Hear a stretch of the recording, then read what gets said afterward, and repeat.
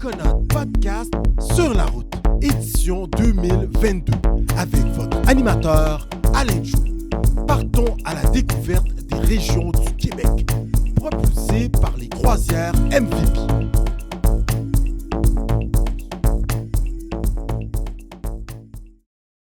Mesdames, Messieurs, bonjour, Koué. Écoutez, en cette tournée estivale de Coconut Podcast sur la route, eh bien, nous nous retrouvons dans cette magnifique région qui est la Montérégie. Alors, comme on dit à Coconut Podcast, on se paie la traite, on reçoit un invité de marque, messieurs, dames. Si vous ne le connaissiez pas encore, c'est peut-être parce que durant les 20 dernières années, vous n'avez pas allumé votre téléviseur. C'est avec une grande joie, et comme on dit en créole par chez nous, c'est avec honneur, respect, que l'on reçoit, oui, messieurs, dames, dans un premier temps, il est député de la circonscription de Vachon. Il est également ministre responsable des Affaires autochtones, et on sait qu'il appuie notre ministre de la Sécurité publique, Madame Geneviève Guilbeault, en ce qui a trait, oui, comme adjoint parlementaire. C'est avec, encore je le redis, une grande joie que nous recevons celui qui a sillonné la planète pour y apporter, oui, ce côté bon samaritain. Hein, il a gagné un prix en ce sens. Messieurs, dames, sans ne plus tarder, accueillons à Coconut Podcast, je dis bien, Monsieur le ministre Yann Lafrenière, Monsieur le ministre. Jamais été présenté comme ça. Déjà, de me faire dire bon bagaille, ça aurait été beaucoup. Mais là, t'en as mis beaucoup trop. Écoutez, pour le travail qui est le vôtre, pour tout ce que vous avez accompli au courant de votre carrière, écoutez, cette introduction, elle est très peu. On est tellement fébrile d'être assis à côté d'un ministre si connu du gouvernement. La première question qu'on pose à Coconut Podcast, comment ça va, Monsieur le ministre? Bien, moi, ça va bien, puis je veux dire, je suis extrêmement heureux et honoré d'être assis à côté d'un lauréat, d'une personne qui a gagné un prix pour la lutte au racisme, et une personne que j'ai appris à découvrir lors de cette belle rencontre. Bien, merci. Oui, tout à fait. Merci d'être là, merci d'être chez nous, ici à Saint-Hubert. Vraiment, vraiment content de vous accueillir, vous, puis tous vos téléspectateurs. Oui, en effet, écoutez, le fait de nous déplacer dans votre belle circonscription, d'être avec vous, on vous le redit à Coconut Podcast, on est honoré et surtout de vous avoir rencontré à l'Assemblée nationale lors de cette cérémonie mais incroyable avec vos collègues, Monsieur Charette, nous avions des collègues également de la Chambre de l'Assemblée. Franchement, toute une rencontre, puis on s'était dit, on va vous passer en entrevue, chose dite. Presque fait. Presque fait, excellent. Monsieur le ministre, écoutez, on est en pleine période de pandémie, en 8e vague là, actuellement. Comment avez-vous vécu ces 2 dernières années sur le plan professionnel et très rapidement personnel? On vous écoute? Bien, pas évident, comme la majorité des citoyens de cette belle planète. Ça n'a pas été facile, ça n'a pas été simple. J'ai été nommé dans le poste de ministre en pleine pandémie. Ouais. Alors, je dois t'avouer que le début, je ne connaissais pas vraiment ma job. Je l'ai appris à la maison. Le 8 octobre sans mon équipe. 2018, là. Oui, ça, c'est pour l'élection, mais je veux dire, comme ministre, c'était au mois d'octobre en 2020. Oui, c'est ça. Mais ça fait 2 ans que je suis dans ce poste-là, mais je te dirais que dès le départ, j'ai à peine vu mon équipe. On travaillait à distance, pleine pandémie. Ça a été très particulier. Puis là, ici, tu es dans ma circonscription, dans Vachon. Quand tu vas sortir tout à l'heure, tu vas voir qu'il y a certains commerces qui ont fermé. C'était une période qui a été difficile, très difficile. Beaucoup de personnes âgées qui demeurent ici dans Saint-Hubert. Alors, au niveau du travail, puis au niveau personnel, ça a été beaucoup d'impact. Un CHSLD avec plusieurs personnes qui sont décédées en pleine première vague, où les familles ne pouvaient pas aller les rencontrer, ne pouvaient pas les voir. On a accompagné ces familles-là. Ça a été difficile sur une base personnelle, sur une base professionnelle pour le travail, d'accompagner ces gens-là et d'aider aussi nos professionnels de la santé qui étaient parfois épuisés, qui étaient découragés. Ça a été tout un travail, mais quand les gens se mobilisent, puis moi, j'ai tendance à voir le verre à moitié plein, c'est-à-dire de voir toute la bonté qui s'est dégagée. Et tu vois, ici, j'ai distribué pas loin de 1 million de masques de procédure. Wow. Pourquoi? Parce que c'est des dons qu'on a reçus. Les gens voulaient faire la différence. Les gens voulaient s'aider. Ici, un CHSLD où les employés étaient vraiment fatigués. J'ai deux organismes locaux qui m'ont donné à chaque vendredi un repas qu'on allait porter. Les gens voulaient s'entraider. Fait que j'ai vu ce qu'il y avait de plus beau. Puis comme tout le monde, ce qu'il y avait de plus dur aussi, d'être éloigné de nos proches. Moi, j'ai une grand-maman qui est centenaire. Okay. Alors, ça a demandé de l'aider, mais à distance. Comme tout le monde. Ça n'a pas été simple. Et vous, pendant qu'on est dans cette question, ça n'a pas été facile pour la plupart des Québécoises et des Québécois, mais lorsqu'on regarde, on se compare à ailleurs, on a relativement bien passé au travers de cette pandémie jusqu'à présent. Êtes-vous satisfait en tant que membre du gouvernement qui siégeait au Conseil des ministres? Êtes-vous quand même satisfait de voir que, on a quand même pu éviter la casse, là? On vous écoute. Écoute, il y a eu des décès. Oui. Fait qu'on ne peut pas se réjouir, on ne peut pas être heureux.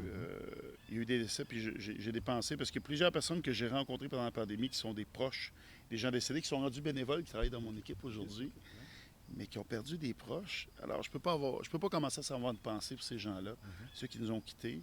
Est-ce que je trouve qu'un travail merveilleux qui a été fait de mes collègues? La réponse, c'est oui. Puis, tu sais, de me retrouver à la table au Conseil des ministres et de voir les gens, au Conseil des ministres puis l'ensemble des députés, qui ont tous des compétences, des connaissances différentes. Tu sais, quelqu'un qui était propriétaire d'une compagnie d'ambulance, quelqu'un qui est une infirmière, un médecin, autour d'une table, quand tu prends une décision, tu te retrouves avec toutes ces connaissances-là qui sont mises à contribution. Moi, je suis très fier de ce qui a été fait. Est-ce que c'est parfait? La réponse, c'est non. Est-ce qu'on a appris? La réponse, c'est oui. Est-ce que mes collègues ont fait un sacré boulot? La réponse, c'est oui aussi.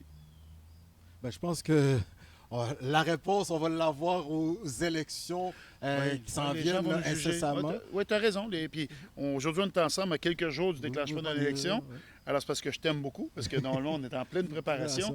Mais ce moment-là est important pour moi. Et effectivement, les gens vont devoir juger ce qui a été fait comme travail, tout en se rappelant que c'est des humains. C'est des gens qui ont...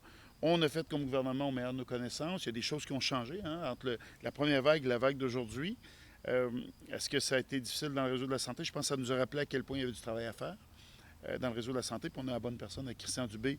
Moi, bien honnêtement, là, c'est un homme que je connaissais peu. Mais c'est un travailleur. Il me fait... Ce que je vais te dire en bon québécois, il me fait capoter, cet homme-là. C'est un homme qui est incroyable. Humain, hautement humain. Je me suis rendu dans le Nunavik avec lui ça fait une semaine parce qu'il y a une problématique qu'on avait là-bas. Un homme qui est à l'écoute. Puis entre toi et moi, là, je pense qu'il n'avait pas besoin de ça dans la vie d'être ministre. Là. Il avait très bien fait sa carrière. Il est revenu. Il l'a fait pour les bonnes raisons. C'est un homme de grand cœur. Moi, je l'aime beaucoup. On l'a vu travailler.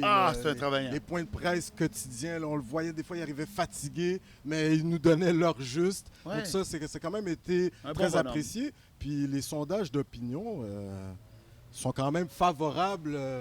On va faire le travail qu'il y a à faire, mais auprès de votre équipe. Mais les sondages d'opinion sont quand même très favorables. Donc c'est peut-être, en quelque sorte, un gage de satisfaction de la part de la population en ce qui a trait à la façon que vous avez géré la crise sanitaire. On vous écoute, M. le ministre. Oui, mais je te dirais, tu vois, la confiance des citoyens, ça se gagne à tous les jours. Il n'y a rien d'acquis. Vraiment rien. Moi, je commence en politique. Comme tu sais, j'ai eu une autre carrière. 4 premières années en politique, j'ai pas appris... Je connais pas tout, mais j'ai appris que ça peut changer rapidement. Puis les sondages disent une chose, c'est vrai. Plusieurs gens que je rencontre qui me croisent, qui disent que ça va bien. Moi, je leur répète que si on ne sort pas voter, ça ne donnera absolument rien. On a eu des surprises comme ça avec nos amis. Chaque vote. Sud, chaque vote compte. Et au final, tu as raison de dire que c'est l'évaluation de notre mandat. Ce qu'on a fait, c'est vrai. S'ils ont confiance en nous, c'est vrai. Mais cette confiance-là se gagne à tous les jours, un. Puis deuxièmement, quand on est au pouvoir, on l'est pour tout le monde, ceux qui ont voté pour nous et ceux qui n'ont pas voté pour nous.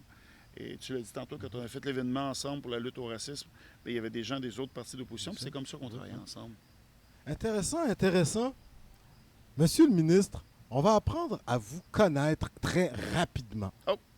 Écoutez, on disait en entrée de jeu, durant au moins les 20 dernières années, en tout cas depuis 80 milieu des années 90, là, on a appris début des années 2000 à vous voir énormément à la télévision. Vous étiez porte-parole du service de police de la Ville de Montréal, en tout cas la voix du service de police de la Ville de Montréal.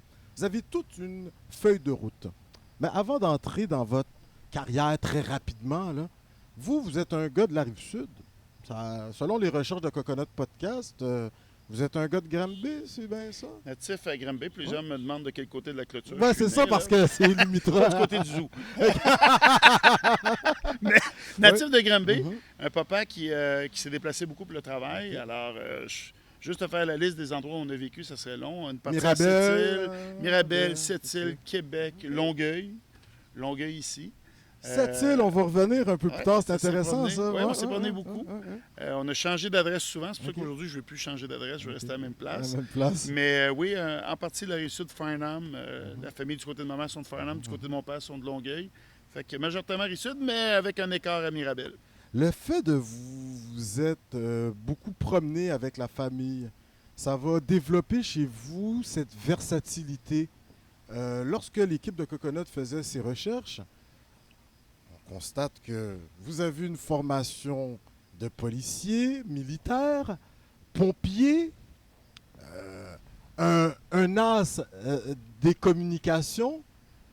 Est-ce que c'est vos parents qui vous ont dit « Mon Tiane, dans la vie, il va falloir que tu sois très versatile, que tu puisses faire pas mal de choses. » Comment se fait-il que vous avez pu, exceller, je peux le dire ainsi, dans ces différentes carrières qui se retrouvent à un certain moment? Vous avez même servi à l'étranger, en Afrique, entre autres, en Haïti.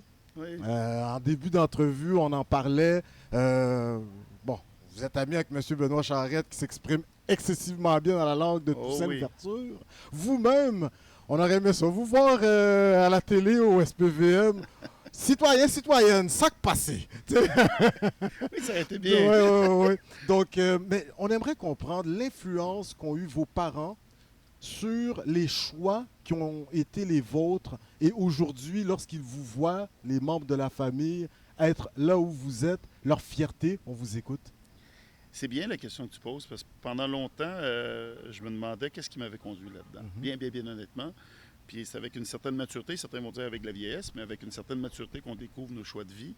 Il y a deux choses. Un, tu as parlé de tous les jobs que j'ai eus qui avaient tout le temps un uniforme. Je pense que j'ai de la misère à choisir des vêtements, fait que je me choisis des jobs avec des uniformes. Mais la réponse plus complexe un petit peu, je me rends compte que mes parents ont façonné qui je suis, c'est vrai. Mais moi, mon père, ma mère, c'était pas des policiers, c'était pas des gens de service public. Mais quand je regarde du côté de ma grand-mère, mon grand-père était militaire. Il a servi pendant la deuxième. Ma grand-mère a 103 ans, va avoir 104 ans cette année. C'est une mémoire. C'est une mémoire incroyable. Et c'est des gens qui ont servi beaucoup. Ma grand-mère a travaillé aux élections de Pierre-Laporte. Et ça, je ne connaissais pas ça avant de faire de la politique. Ma grand-mère m'en a parlé. Mon grand-père était le chauffeur de Pierre-Laporte. Ah ben. Histoire de vie. Mon grand-père était... Oui, exactement. Mon grand-père était militaire, était policier militaire, même job que j'ai fait par la suite. Et jamais j'aurais pu faire le lien, mais c'est plus tard, en creusant. Je me suis rendu compte que j'ai suivi un petit peu leur chemin, alors que, pour être bien honnête, là, ils n'ont pas passé leur journée à me parler de ça ou quoi que ce soit. Mais il y a une influence qui est arrivée dans tout ça. De mes grands-parents, mon père a travaillé puis s'est toujours déplacé énormément. Ma grand-mère aussi. C'est sûr que ça a façonné qui je suis. Mais mes grands-parents, c'était des gens de service. Leur fierté, quand ils vous voyaient au petit écran, à TVA, là, LCN, Radio-Canada, c'était pas prévu TQS, comme ça. Mais lorsqu'ils... Puis là, ils s'appellent. Hey, c'est notre Yann qui est à TV. Ça a été quoi leur réaction? Et surtout, lorsque l'ensemble de la famille a vu que vous avez accédé en 2020 au Conseil des ministres, leur réaction, même lorsque vous avez été élu en 2018, ça c'est une grande étape dans votre carrière, monsieur le ministre, quelles ont été leurs réactions, la réaction de la famille? On aimerait savoir ça. Mais la question est bonne parce que, comme policier, on ne s'attend pas d'être dans les médias tous les jours. J'appelle ça un bel accident de parcours. Je suis très heureux. Moi, je te dirais que ma formation faisait, j'étais plutôt un agent double, qui est complètement l'inverse. On ne me voyait vraiment pas à la télévision. Alors, j'ai infiltré certaines personnes du crime organisé. Alors, c'était plus mon background, ce qui est particulier. Il y a une job qui s'est offerte du côté des communications, puis ça m'intéressait beaucoup. Et oui, c'est une surprise, mais ça a amené du beau comme du moins bon aussi. Parce que quand on devient l'image d'un service de police dans certains événements, pour ne pas parler de la crise étudiante qui a été très difficile pour ma famille, ou mes enfants, mes jeunes filles ont été menacées elles-mêmes. à leur école, à leur centre, à l'époque c'était un CPE, dans leur centre de garde, il y a une éducatrice qui était menacée. C'était une période troublante. Fait que quand tu demandais l'image, puis j'écoutais, je me disais, OK, comment la famille a vécu ça? Il y a eu des hauts, des bas, comme tout le monde. Et des bas qui ont été très difficiles parce que, justement, quand tu as l'image publique d'un service de police, tu deviens la cible. Puis après ça, quand tu parles de la nomination au Conseil des ministres, tu vois, ça, c'est une bonne leçon pour tout le monde. Quand on fait une promesse, il faut la tenir.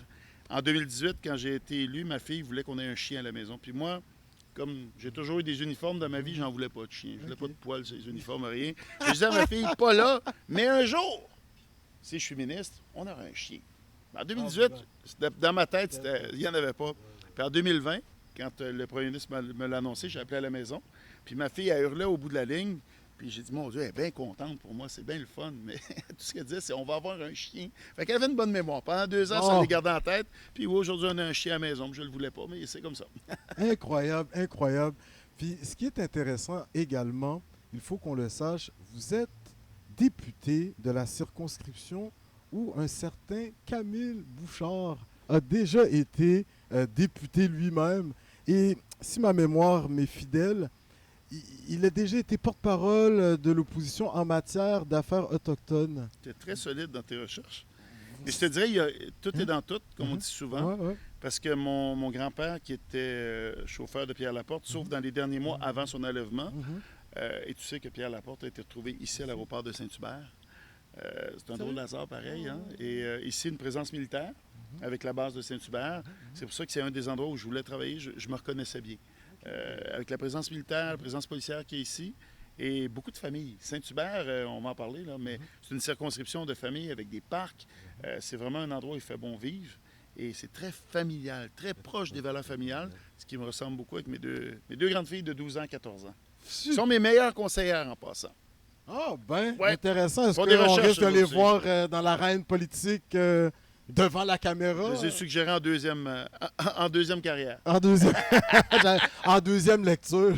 Ça, c'est bon, ça aussi. Super. Ben là, on rentre dans le plat principal, monsieur le ministre. Écoutez, lorsqu'on vous a vu rentrer en politique, on s'est dit, un policier, député, assurément à la sécurité publique. Et là, l'équipe du premier ministre cherchait quelqu'un, un as de la communication, entre autres, c'est ce que les grands médias nous ont rapporté, afin de pouvoir établir un dialogue avec nos frères et sœurs des Premières Nations. Il a visé juste, il y avait dans son équipe quelqu'un qui avait ce bagage, il a fait appel à vous. Déjà, la première question, le fait, chaque matin, de s'asseoir autour du premier ministre avec notre vice-première ministre, Mme Guilbeault, l'équipe de ministres, ça vous fait quoi? Et pour Yann, on va s'arrêter au prénom, ça fait quoi être ministre? Déjà s'asseoir sur la table du Conseil des ministres et par la suite, comment vous vivez ça, être ministre, vous? C'est pas évident, puis je te dirais que souvent, tu as le syndrome de l'imposteur où tu te dis, est-ce que c'est vraiment moi? Écoute, c'est quelque chose. Là. Tu te retrouves, puis je le prends avec beaucoup d'humilité, mais de se retrouver au Conseil des ministres avec des collègues que j'ai vus, parce qu'oublie pas, moi j'ai commencé comme député, je regardais mes collègues travailler, puis j'ai trouvé extrêmement bon, là, mais je pensais pas un jour avoir accès à cette table-là. Alors, de me retrouver autour d'eux. Pendant un bout de temps, bien honnêtement, il y a eu le syndrome de l'imposteur où tu te dis, OK, qu'est-ce que je fais là? Et quand tu parles d'affaires autochtones, oui, il y en a plusieurs qui ont fait une adéquation en disant ancien policier va donner à la sécurité publique. C'est quelque chose d'intéressant, effectivement. Mais les affaires autochtones m'ont toujours intéressé. Pourquoi? Comme policier, j'ai vécu la crise de Val-d'Or où j'avais été déployé par le SPVM. Et moi, je suis très attiré parce que je connais moins parfois. Les affaires autochtones, je me rendais compte qu'il y a beaucoup d'informations qui me manquaient. J'avais travaillé avec eux. J'ai patrouillé avec des policiers autochtones. On a fait des beaux échanges. Mais ça m'intéressait. J'avais le goût d'en savoir davantage. Quand on me l'a dit, j'étais content. Mais quel défi incroyable. On part déjà négativement avec un manque de confiance mutuelle. Alors, quand tu arrives dans cette position-là, c'est pas simple, pas facile. Mais je me suis vite rendu compte parce qu'il y a eu des critiques en disant, ouais, policier, affaires autochtones, comment ça va passer? Puis ça s'est super bien passé. Sais-tu pourquoi? 30 des demandes, des dossiers que je gère, ce sont des dossiers de sécurité publique. nos frères, nos sœurs sont comme nous. Ce qui préoccupe quand tu as une famille, c'est la santé, le logement, mais le bien-être. Alors, est-ce que la sécurité publique est là? Est-ce que mes gens sont en sécurité? Souvent, les dossiers de police reviennent rapidement. C'est quelque chose que je connais. Donc, je m'y intéresse. Pour le reste, je suis entouré d'une équipe qui est incroyable. Tu sais, quand on est ministre en passant, là, on n'est pas tout seul. Là. On a une super équipe. Super équipe. Des gens qui connaissent ça comme ça n'a pas d'allure. Fait que tu deviens un petit peu un chef d'orchestre de tout ça, mais c'est super intéressant. Puis c'est exigeant. Je vais te le dire bien honnêtement, les affaires autochtones, c'est extrêmement exigeant, mais c'est extrêmement valorisant. Hier soir, j'avais des textos d'un chef jusqu'à au moins minuit, minuit et demi. C'est demandant, mais ça donne tellement parce que c'est très humain. C'est un ministère que je trouve très humain. Beaucoup de liens humains, beaucoup de liens avec les individus. Puis ça me parle. Pour une vedette en politique comme vous, est-ce un tremplin incontournable afin de pouvoir devenir premier magistrat de la province? On vous écoute, Monsieur le ministre. Pour être bien honnête avec toi, je pensais jamais faire de la politique. Jamais. C'était pas dans mes cartes du tout. D'accord. La CAQ m'a approché pour une élection partielle ici à Marie-Victorin. Je n'étais pas prête. Je venais d'être déplacé des communications. Puis finalement, c'est ma femme qui a dit « Rappelle-les » parce qu'elle voyait que j'étais en train de dépérir. Je n'étais plus en lien avec les gens. Et moi, j'aime être parce qu'en 2017, j'étais revenu au SPVM. Oui, je suis revenu aux communications et tout. Et puis là, elle voyait... Bref, j'ai décidé d'y aller. Puis à l'époque, j'ai dit à ma femme, écoute, c'est une semi-retraite, je devrais être dans l'opposition. Je ne vais pas dire que les gens d'opposition ne travaillent pas, mais je m'attendais à être dans l'opposition. Finalement, on se retrouve au pouvoir. Finalement, je me retrouve ministre. Écoute, à chaque jour, je me pince en disant, je ne peux pas croire que j'ai accès à ce travail-là. J'en suis très honoré, très heureux, mais je n'ai pas de plan pour le futur, honnêtement. OK, super. Très heureux. Très heureux. Mais je ne fais pas des calculs à savoir où je vais m'avancer. OK, intéressant ça. Une honnêteté, on la sent chez vous. Oui. Vous avez vite mentionné qu'être ministre, on est épaulé. On est à votre bureau de circonscription. J'aimerais que vous ayez quelques mots pour votre équipe au niveau de votre garde rapprochée, allant jusqu'à votre directeur de cabinet, vos adjointes, s'il vous plaît, car on a vu toute une équipe et vous en parlez avec le sourire. Il y a une collégialité au sein de votre bureau. On aimerait que vous nous adressiez là-dessus, Monsieur le ministre. Écoute, une équipe qui est incroyable, qui est dévouée. Puis, je te parle d'une équipe, mais c'est pas vrai. Ce sont des équipes. Mon équipe ici au bureau de comté qui reçoivent à chaque jour des gens qui vivent une problématique avec l'État, qui ont besoin d'aide. C'est une relation d'aide qui est incroyable. Ça prend des gens de cœur. Une équipe que j'adore, qui est super dévouée. Et le cabinet, qui m'aide justement dans les relations autochtones. Et les professionnels du secrétariat aux affaires autochtones aussi. Souvent, on entend des gens dénigrer un peu la fonction publique, mais ce sont des gens qui sont incroyables. Une micro-équipe, sont une cinquantaine. Ils cumulent énormément d'années d'expérience. Puis c'est des gens de cœur, parce que c'est un sujet qui n'est pas facile. Fait que je les remercie, c'est une équipe que j'adore, et j'ai appris à découvrir des gens qui sont passionnés, puis des gens qui ne calculent pas leurs heures, hein, parce que ceux qui font ce job-là pour s'enrichir, je vais leur dire, s'ils ne sont pas loin de moi, ils se sont trompés royalement, puis à l'heure, écoute, ils ne gagnent pas grand-chose, mais c'est des gens très dévoués, mais encore là, je pense qu'ils diraient aussi que c'est demandant, mais ça donne beaucoup, parce que justement, quand on fait cette approche-là avec les Premières Nations, quand on fait la tournée, c'est parce qu'on a fait la tournée des 55 communautés. Wow. Écoute, c'est tellement enrichissant, tellement enrichissant. Excellent. Vous en avez au bunker aussi à Québec, sur la Grande Allée? Ah bien, l'équipe du premier ministre, oui, mais de mon équipe à moi, c'est du côté du secrétaire aux Affaires autochtones et ici au bureau de conseil. Excellent, excellent. Monsieur le ministre, le travail n'est pas facile, la tâche, elle est énorme. Vous-même, vous avez répondu que c'est pas en dedans de 4 ans ou même 8 ans qu'on va réparer ce qui a été causé durant 400 ans. Nous avons le grand chef, M. Ghislain Picard, qui a fait une sortie dans les médias.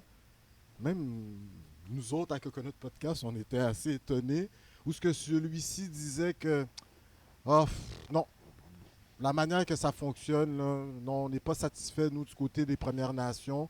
Il a un peu vilipendé le gouvernement, disant qu'il y avait une attitude de la part du gouvernement un peu hautaine, que sur certains dossiers au niveau des langues officielles, la communication n'était pas comme il l'aimerait.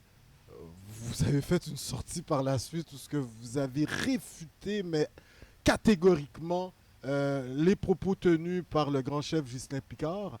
la communauté de Coconut Podcast vous écoute aujourd'hui. On aimerait vous entendre. Est-ce que le grand chef Ghislain Picard avait raison de faire cette sortie? Et vous-même, quel est votre bilan par rapport à tout ce que monsieur a pu dire qui n'a pas été fait? On vous écoute. Bien, premièrement, j'accepte la critique en passant. OK. La critique, elle est correcte. Je suis en désaccord avec le résultat de cette critique, cependant, puis sur certains faits. Mais à la base, on doit être ouvert à la critique. Hein. Écoute, c'est dans une relation, quand on communique, ça se passe à deux. Alors, puis c'est la même chose dans un couple. Ça se passe Des fois, il arrive des moments dans un couple et ça ne veut pas dire qu'on se laisse pour autant. Alors, c'est la même chose dans ma relation avec Ghislain. J'ai fait un parallèle douteux, mais ce que je veux dire par là, c'est que j'accepte la critique en disant tout n'a pas été fait. Et je le dis, j'ai jamais eu la prétention de tout régler en 2 ans. Il n'y a pas de baguette magique. Puis celui qui va vous le promettre, s'il vous plaît, ne le croyez pas.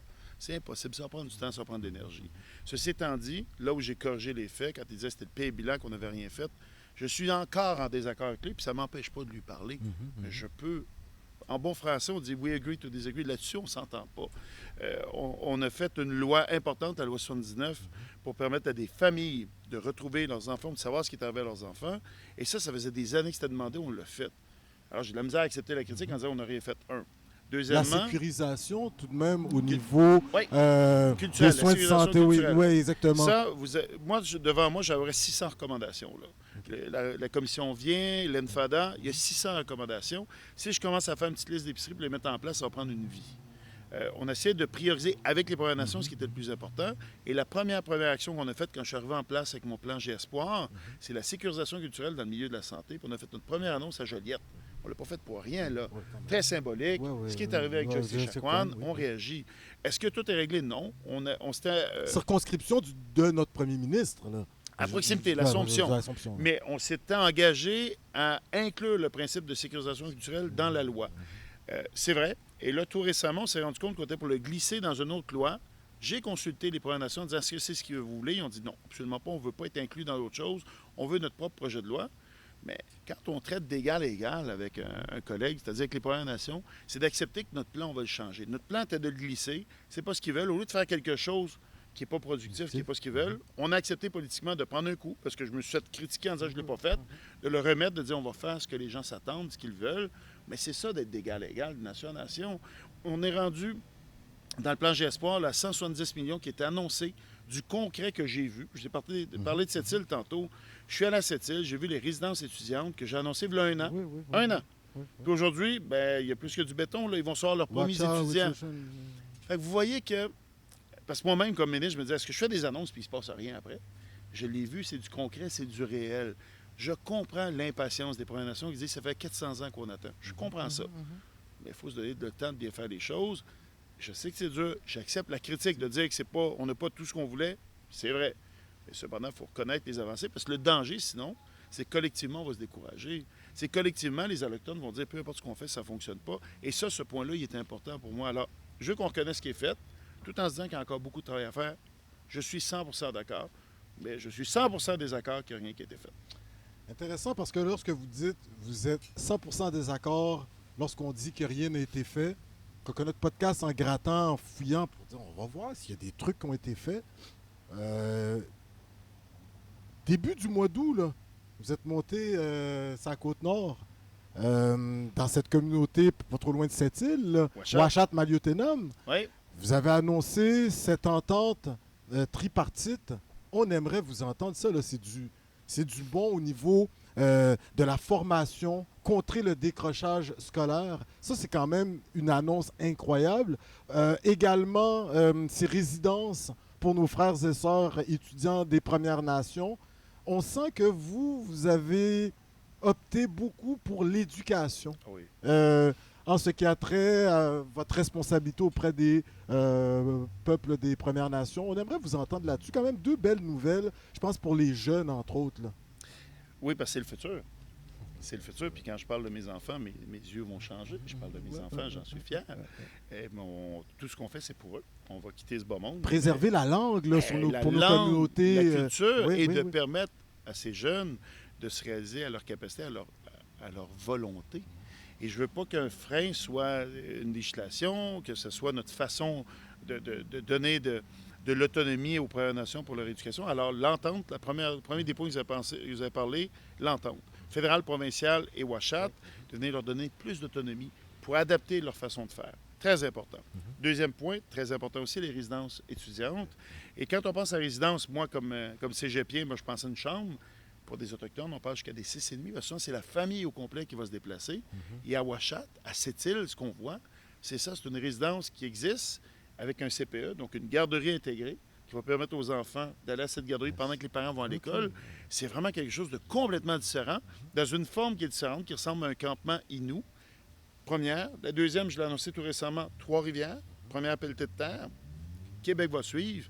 Alors encore là, c'est du concret. Je vous le dis, on peut me dire que tout n'a pas été fait, j'accepte.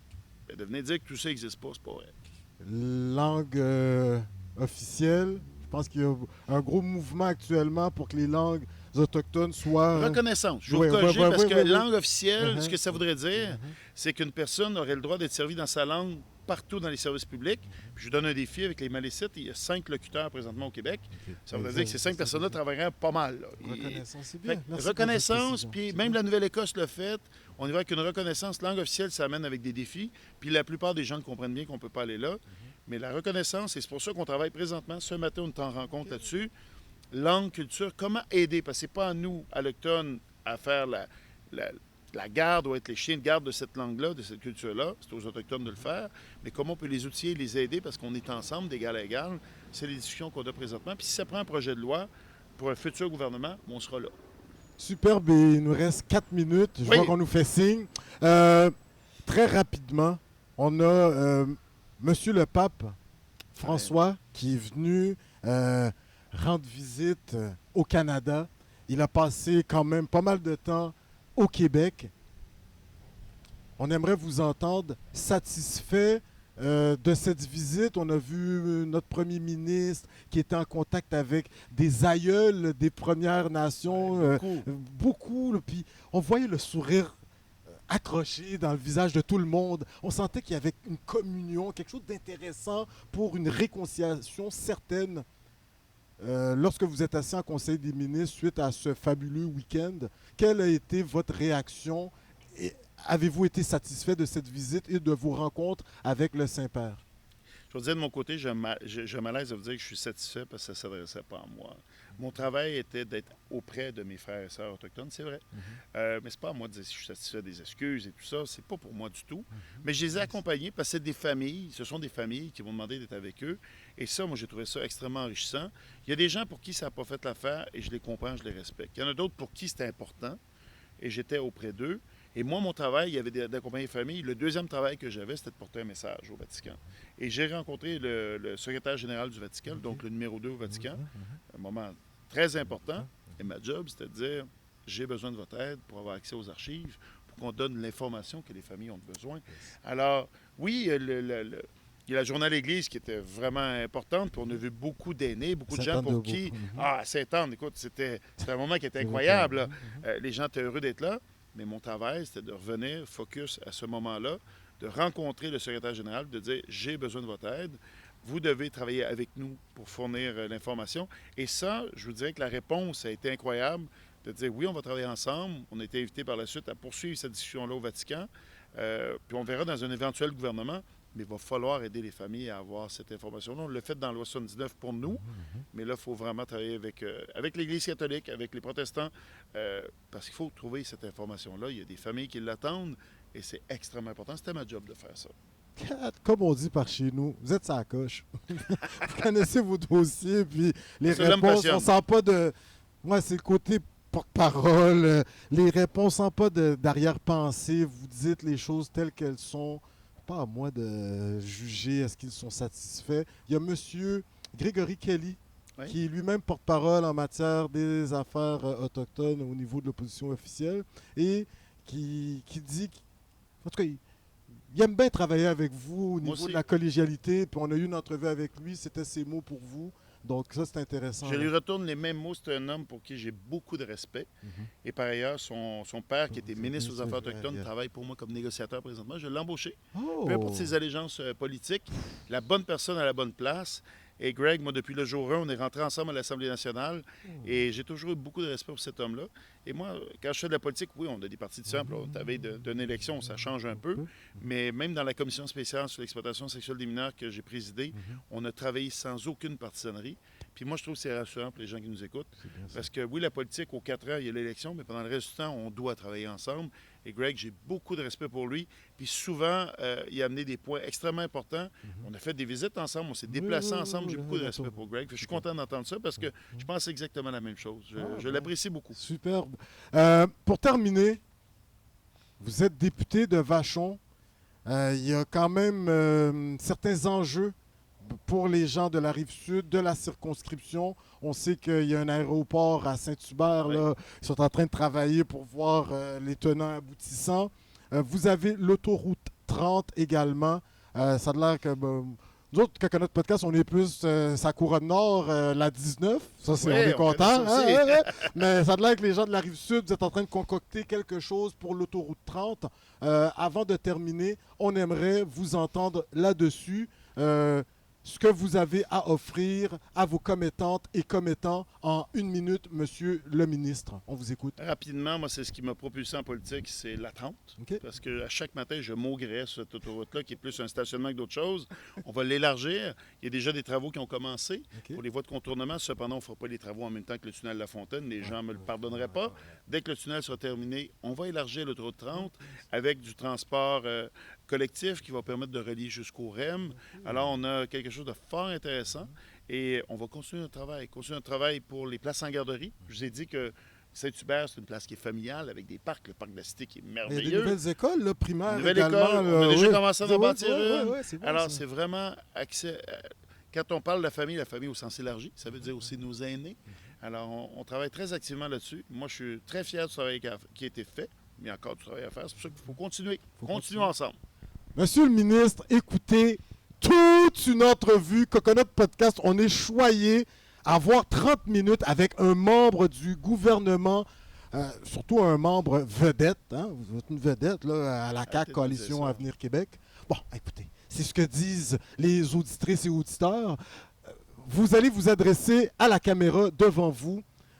Pourquoi les citoyens, citoyennes de Vachon devraient vous donner un second mandat à l'Assemblée nationale. Alors, vos remerciements, la caméra devant vous. Monsieur le ministre, vous vous adressez à vos commettantes et commettants.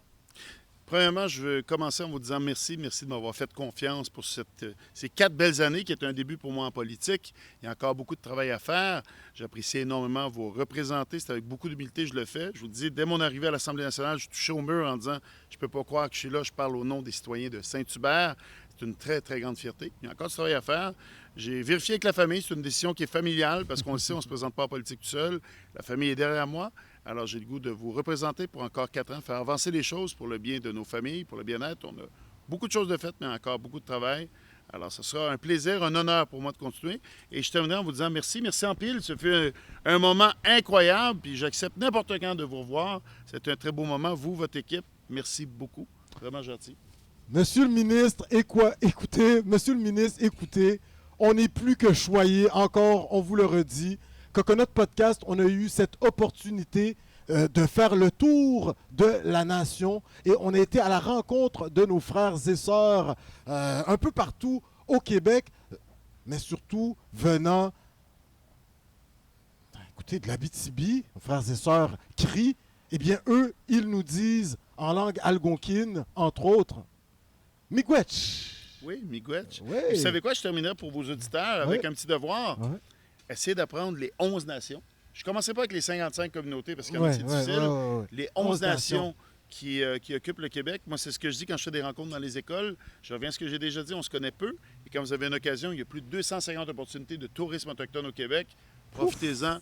C'est merveilleux. Encore une fois, Miigwech, merci. Chinashkumitnao. Chinashkumitin, Holeone, Teaweka. Ben oui, bien meilleur que Niawen, moi. Nakurmik. Ouais, Nakurmik, ça c'est nos frères et sœurs Inuit. Super, écoutez, vous êtes tout un être humain. Vous avez été couronné par la médaille lors du jubilé de la reine d'Angleterre. Vous avez reçu des distinctions pour bon samaritain. Ça, là, on a vu ça, on se dit, OK, là, on comprend sa personnalité, là.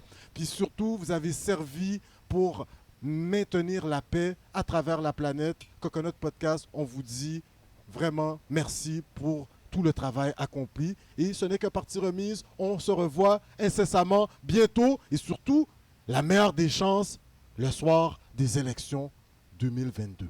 Merci. Je vous en prie. Merci beaucoup.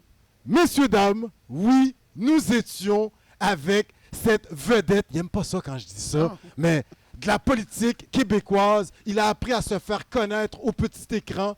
Oui, oui. On le voyait là, au téléjournal pas mal tous les soirs, nous relatant certains faits d'actualité. Aujourd'hui, il sert le Québec avec notre premier ministre, M. François Legault. Je vous invite à le suivre sur les différents réseaux sociaux. Puis surtout, apprenez donc à connaître son équipe.